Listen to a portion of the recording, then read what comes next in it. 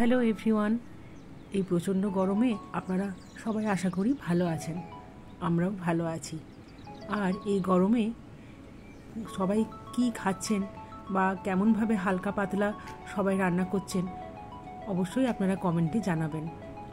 আজ তাই একটু শরীরকে ঠান্ডা রাখতে বানালাম খুব সহজ পদ্ধতিতে বেলের শরবত। কার কার এই বেলের শরবত প্রিয় বা ভালোবাসেন খেতে অবশ্যই জানাবেন আমাকে কমেন্টে। আর এটাও জানাবেন যে আপনারা অন্য কোনোভাবে যদি বেলের শরবতটা বানান। আমি খুবই সহজ পদ্ধতিতে বানিয়েছি, চলুন দেখে নিই। তো এই ফলের দোকান থেকে একটা বেল কিনে এনেছিলাম। বেলটা ফাটিয়ে দেখলাম বেশ ভালো গন্ধ বেরোচ্ছিল পাকা, আর দেখলাম খুবই ভালো বেলটা। আর এই বেল ছাড়া নিয়ে নিয়েছি আমি বিট লবণ আর খানিকটা চিনি আর পাতিলেবু টুকরো করে কেটে নিয়েছি। আর একটুখানি চাট মশলা দেব, সেই জন্যই চাট মশলাটা নিয়েছি। আপনারা এই চাট মশলাটা স্কিপও করতে পারেন, না দিলেও চলবে, কোনো ব্যাপার নয়। তো এই প্রথমে বেলটাকে আমি ফাটিয়ে নিয়েছি। তো ফাটিয়ে দেখলাম বেলটা খুবই সুন্দর, একদম নরম, খুব পাকা এবং রঙটাও খুব সুন্দর। তো প্রথমে যে কাজটা করতে হবে এটাই একটু কিন্তু যত্ন করে করতে হবে, যে বেলটা ফাটিয়ে নিয়ে প্রথমে বেলের যে পাল্পটা সেটা পুরোটা আমি বাটিতে বার করে নিয়েছি। আর দেখুন এই বেলের মধ্যে কিন্তু একটা আঠালো ধরনের জিনিস থাকে, বীজগুলোর সাথে লেগে থাকে। এই আঠালো আর জিনিসটা বীজগুলোকে কিন্তু বেল থেকে বার করে নিতে হবে। এটা সহ কিন্তু যদি শরবতটা করি তাহলে কিন্তু খেতে ভালো লাগবে না, একটু কেমন তেতো তেতো বা কষা কষা ধরনের খেতে লাগবে, টেস্ট ভালো আসবে না। সেই জন্য প্রথমে আমি বেলটার পাল্প থেকে পুরো এই বীজগুলোকে আঠা সহ আমি পুরো বার করে দেব। আর এই কাজটাই কিন্তু একটু যত্ন সহকারে ধৈর্য ধরে করতে হবে। ব্যাস, বেলের শরবত বানানোর জন্য এছাড়া আর বিশেষ কিন্তু কোনো খাটুনি দরকার নেই। এই যে আমি সমস্ত বীজগুলোকে বেল থেকে বার করে নিয়েছি আঠা সহ। আর বেলের খোলাতে যেটুকু লেগেছিল বেলের পাল্প সেইটাকেও আমি চামচে করে ভালো করে বার করে নিয়েছি। এবার হাতে করে এই পুরো পাল্পটাকে ভালো করে চটকে একদম বার করে নিতে হবে জুসের মতো। সেই জন্য আমি নর্মাল জলই ব্যবহার করেছি প্রথমে, কেননা আমি যখন সার্ভ করব তখন এটাতে আমি বরফ দেবো, তাই এখন ঠান্ডা জল নিইনি।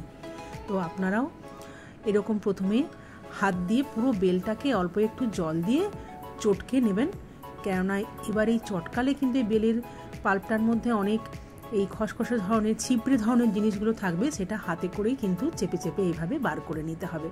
এটা কিন্তু চামচে করে করলে হবে না, হাত দিয়েই করতে হবে। এই যে দেখুন কতটা ছিপড়ে বেরিয়েছে, আরও খানিকটা আছে। একইভাবে আমি হাত দিয়ে চেপে চেপে এইভাবে ছিপড়েগুলোকে সমস্তটা বার করে নেব। আর যে দুই একটা বীজও ছিল এর মধ্যে সেগুলোকে এভাবে আমি হাতে করে বার করে নেব। এই যে এবার কিন্তু এতে পুরো বেলের জুসটাই আছে। আমি একটা বড় ছাঁকনি দিয়ে অবশিষ্ট যে বীজগুলো ছিল বা অল্প একটুখানি ছিপড়ে ধরনের সেগুলো বার করে নিলাম। দেখুন এখন কতটা স্মুথ হয়েছে জল দিয়ে গুলে নেবার পর। ঠিক এরকম এতেই ঘনত্বতেই কিন্তু থাকবে শরবতটা। এই যে এতটা ছিপড়ে বেরিয়েছে, আর আগে তো ওই আঠা ধরনের সিডসগুলোকে বার করে নিয়েছি। ব্যাস, কাজ এখানেই মোটামুটি কমপ্লিট। এবার শুধু এতে আপনাদের পছন্দ মতো আপনারা যা যা দিতে চান সেগুলো দিতে পারেন। আমি প্রথমে দেব এতে বিট লবণ 2 টিস্পুনের মতো দেব, 2 টিস্পুন। এই যে, আর এতে আপনারা সাদা লবণও ব্যবহার করতে পারেন, কিন্তু বিট লবণ দিলে কিন্তু টেস্টটা ভালো আসবে। আর দেব খানিকটা চিনি, চিনিটাও আপনারা আপনাদের স্বাদ মতো দেবেন, কম বেশি। আর এখানে অনেকে গুঁড়ও ইউজ করে, তো আপনারা কিন্তু সেক্ষেত্রে গুড়টাও ইউজ করতে পারেন যদি আপনাদের ভালো লাগে বা আপনাদের কাছে যদি থাকে।